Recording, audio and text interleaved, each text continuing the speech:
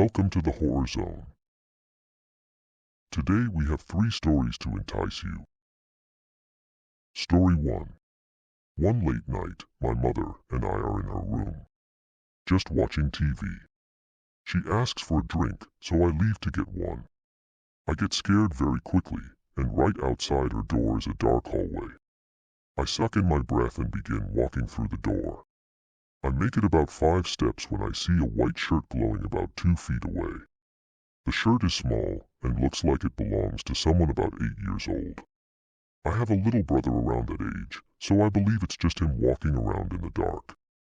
The shirt, which is all I could see, begins to come closer. Still believing it's my brother, I walk closer to it and call out his name. I stick my arms out to hug him, but realize as it gets close enough that there is no one inside of it. I jump and the shirt walks right up to me and disappears. Story 2. When my brother was 2, we would catch him in our attic playing with his trains and talking with someone. We thought it was an imaginary friend, but we began to worry as he started saying the boy was in our closet, at the foot of the bed, and at the top of the stairs. One night, my mom had friends over while my dad was out of town. My brother walked down the stairs and said to Maya and her friends, "Mommy, the boy is at the door. Can I play with him?" My mom looked out the door and didn't see anyone. We later checked the history of the house and found out that a young boy fell down the stairs and died in 1957. Story 3. One night I was laying down in our creepy, unfinished basement, watching Halloween, which I've seen well over 100 times, when suddenly I felt a chill and the lights started to flicker. At first, I thought nothing of it. After about half an hour, the lights went out completely. I wasn't terrified of the dark at the time, so I just called out, asking my mom to bring me a flashlight. But nobody was coming. I looked forward, and in the TV was a white face staring at me. Remember, the TV was off. I just kept staring at this face, thinking it was just a reflection. But then I saw the eyes blink and stare right at me. The face smiled and its teeth weren't human teeth. They were sharp and long. I started to cry and call out for my mom. That's when I bolted up the stairs and cried myself to sleep in my mom's bed. Story 4. We've rescued 3 dogs within the last 10 years. But sadly, none of them lived more than 6 years with us.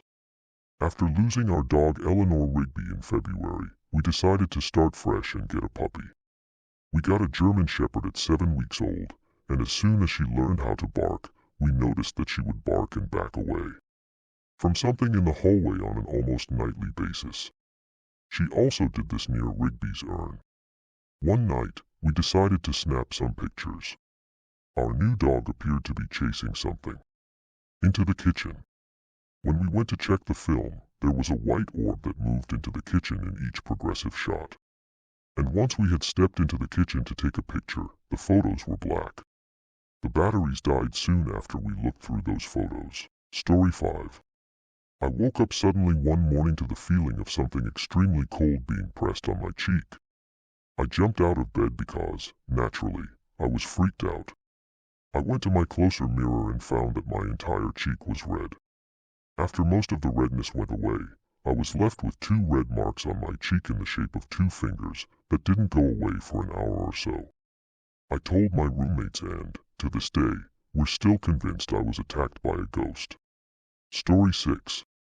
Once, I was shooting photos of a bonfire with my DSLR camera, and when I looked back at the photos a few minutes later, I noticed a large green figure moving towards the fire. It had a face and was wearing a soldier's uniform, but when I looked with my naked eye, it wasn't there. I shot 20 photos back to back, and in each, the figure got closer and closer to the fire before disappearing altogether. I'm basically petrified of ghosts now. Story 7. When I was in the 4th grade, my buddies and I decided to test out the whole Bloody Mary legend. We shut my bedroom door, pulled down the shades, and stood in front of my full-length mirror. After we got to the second Bloody Mary incantation, the shade flew up with such force that it jolted my desk and pretty much decimated a collection of ceramic horses I kept on it. Needless to say, We didn't stick around to see what would have happened if we had committed to the third call for Bloody Mary.